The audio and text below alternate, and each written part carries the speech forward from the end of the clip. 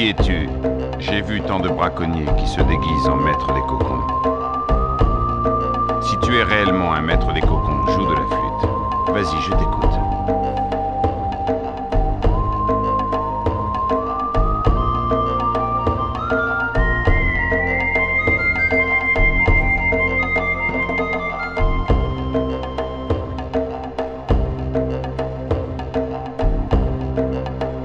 Je connais cet air. Est-ce toi le fils de Ricketts, le maître des cocons de Cyrus? Si le fils de Ricketts a été envoyé dans la forêt, le village doit courir un grand danger. Raconte-moi ce qui se passe à Cyrus.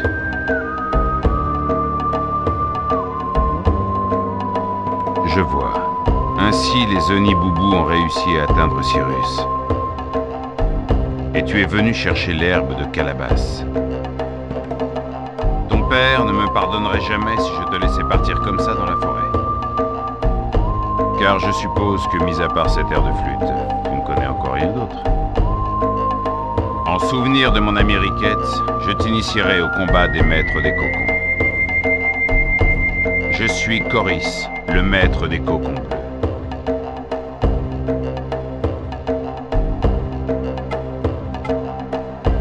Les créatures de la forêt sont très dangereuses. Il est de notre devoir de les capturer, mais nous devons d'abord les affaiblir. C'est uniquement dans ce but que tu dois les attaquer avec une arme. Je vais t'enseigner les bases d'un combat contre une créature.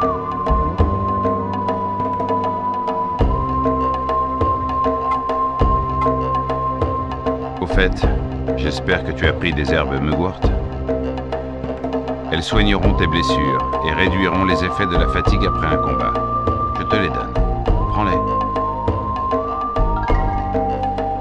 C'est parti.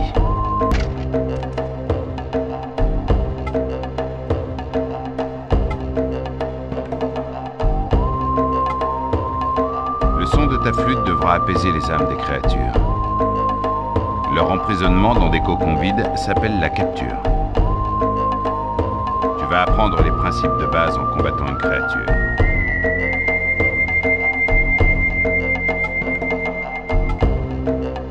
C'est parti.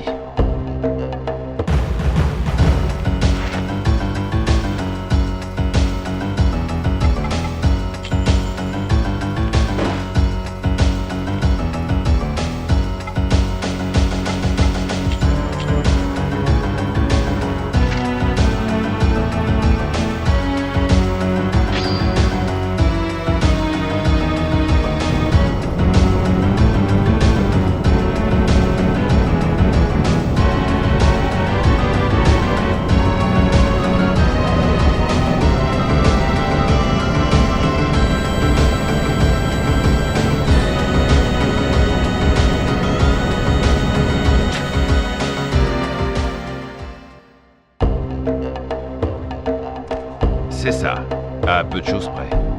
Le succès de ta capture dépend de ton habileté à jouer de la flûte. Et le seul moyen de progresser est de capturer le plus de créatures possible. Tu as gagné cette fois-ci parce que ton adversaire était une créature faible.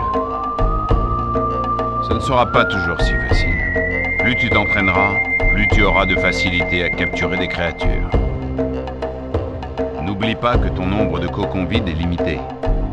Tu en perds un chaque fois qu'une capture échoue. Si tu n'en as plus du tout, retourne au village. La créature que tu viens de capturer est mon cadeau. Je te l'offre. Mais elle ne sert à rien tant qu'elle n'a pas été purifiée.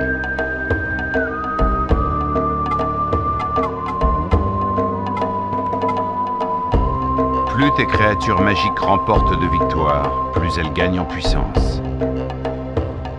Elles peuvent décupler leur force lorsqu'elles sont jumelées. C'est ta femme qui s'occupera de cette transformation. Fais un essai dès que tu auras capturé quelques créatures.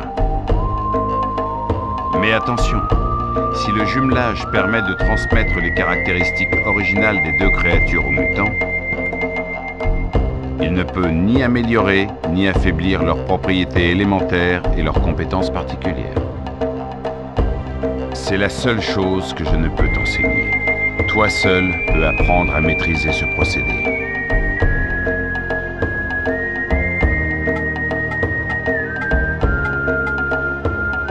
On nous appelle maîtres des cocons parce que nous pouvons invoquer des créatures magiques. Pour cela, nous devons renoncer à notre forme physique. En d'autres termes, les créatures combattent à notre place, hypnotisées par le son de la flûte. Les créatures du savoir sont trop faibles pour combattre des créatures de la forêt. Ce qui signifie que les créatures affrontent d'autres créatures. Cependant, tu ne peux posséder que 3 créatures magiques à la fois. Chaque créature possède une des 4 propriétés élémentaires. Retiens ceci. La terre repousse l'eau. L'eau éteint le feu.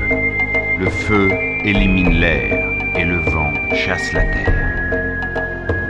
Apprends à connaître ton adversaire et mets au point ta stratégie.